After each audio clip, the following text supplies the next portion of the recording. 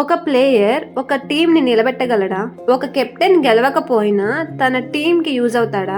ఈ రోజు మనం ధోని గురించి మాట్లాడుకుందాం. కానీ ఈసారి క్వశ్చన్ చాలా డీప్ గా ఉంటుంది. 2020లో డెఫినెట్ గా కాదు అన్న ధోని ఇప్పుడు అదే ప్రశ్నకు డెఫినెట్ గా ఎప్పుడు కాదు అంటున్నారా? ఈ వీడియోలో మనం చూద్దాం. ధోని రిటైర్ అయితే ఎవరికెన్ని నష్టాలు? ఎందుకు సిఎస్కే అతను ఎప్పటికీ వదలదు? ఎందుకు బీసీసీఐ ఆయన ఆడించేందుకు రూల్స్ మారుస్తుంది? వీటన్నిటికంటే ముఖ్యంగా ఫ్యాన్స్ ధోనిని ఇప్పటికీ హీరోగా చూస్తున్నారా లేదా ట్రోల్స్ గా మారిపోయారా? 2020 నవంబర్ 1 ధోని ఐపీఎల్ 2020లో లాస్ట్ లీగ్ మ్యాచ్ ఆడారు. అది సిఎస్కే హిస్టరీలో ఒక పెద్ద డిజాస్టర్ సీజన్. కానీ ప్లే ఆఫ్స్కి అర్హత పొందలేకపోయింది. టాస్ సమయంలో డానీ మోరిసన్ ధోనిని ఇలా అడిగారు, ఇది మీ చివరి మ్యాచ్ అవుతుందా? అప్పుడు ధోని నవ్వుతూ డెఫినెట్లీ నాట్ అని చెప్పారు. అప్పటిదాకా ధోనిని ఒక గొప్ప కెప్టెన్, ఒక గొప్ప ఫినిషర్, ఒక గొప్ప లెజెండ్ గా చూసాం. కానీ ఆ రెస్పాన్స్ ఇచ్చిన తర్వాత డెఫినెట్లీ నాట్ అనే వర్డ్ ఐపీఎల్ ని పూర్తిగా మార్చేసింది. ధోనికి 44 ఇయర్స్ అవుతున్నా రిటైర్మెంట్ కి మాత్రం మొహం పెట్టడం లేదు. ఎందుకు? Number 1, CSK brand value. Dhoni లేకుండా సిఎస్కే అంటే ఏంటో తెలిసిన వాళ్ళు ఎవ్వరూ ఉండరు. ఎతిహాద్ ఎయిర్వేస్ లాంటి స్పాన్సర్లు సిఎస్కేకి కెప్టెన్ అయ్యారు. అది కూడా కేవలం ధోని వల్లే. Number 2, business effect.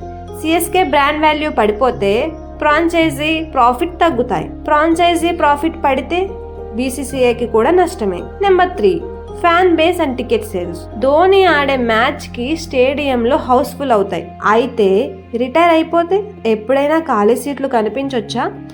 బీసీసీఐని కొత్త రూల్స్ తీసుకురావడానికి ప్రేరేపించినవి. 2022లో సిఎస్కే 9th పొజిషన్లో ఉన్నప్పుడు బీసీసీఐ ఇంపాక్ట్ ప్లేయర్ రూల్ అనే రూల్ ని తీసుకొచ్చింది. ఈ రూల్ తో ధోని ఒక బ్యాట్స్మెన్ గా మాత్రమే లేదా కీపర్ గా మాత్రమే 12వ గేమర్ గా కూడా ఆడొచ్చు. 2025కి వచ్చేసరికి ధోనిని 18 crores పెట్టి రిటైన్ చేయలేరు. అప్పుడు బీసీసీఐ అన్క్యాప్డ్ ప్లేయర్ రూల్ అని తీసుకొచ్చింది. సిఎస్కే సొంత డిమాండ్ ప్రకారమే ధోని 4 crores కు రిటైన్ అయ్యారు.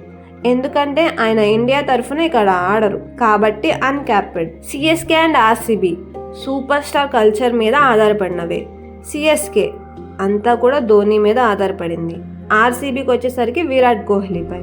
కానీ ముంబై ఇండియన్స్ 2008లో సచిన్, 2013లో రోహిత్, 2024లో హార్దిక్. వారు ప్రతి 5 yearsకి లెగసీ ట్రాన్స్ఫర్ చేశారు. ఫ్యూచర్ ప్రూఫ్ టీమ్ అని చెప్పొచ్చు. సిఎస్కే మాత్రం ఇంకా ధోని మీదే. ఇప్పుడు రిటైర్ అయితే సిఎస్కేకి షాక్ తప్పదు.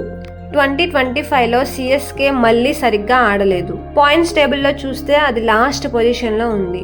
ఇంకా ధోనిపై ట్రోల్స్ స్టార్ట్ చేశారు. ఫ్యాన్స్ కొందరైతే ధోని 2023లోనే టైటిల్ గెలిచిన తర్వాత రిటైర్ అయితే బాగుండేదే అని అంటున్నారు. ఫార్మర్ బ్యాట్స్మెన్ మనోజ్ తివారీ కూడా ఇదే మాట చెప్పారు. కానీ ఫ్యాన్స్ అందరూ ట్రోల్స్ చేస్తున్నారా? కాదండి. కొంతమంది ఎంటర్టైన్మెంట్ కోసమే ధోనిని ఆడాలని కోరే వాళ్ళు కూడా ఉన్నారు.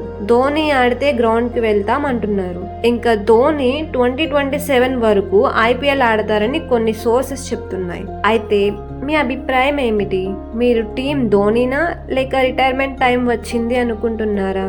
కమెంట్స్ లో చెప్పండి. ఇలాంటి మరిన్ని ఇంటెన్స్ క్రికెట్ విశేషాల కోసం మా ఛానల్ని సబ్స్క్రైబ్ చేయండి. వీడియో నచ్చితే లైక్ చేయండి, షేర్ చేయండి.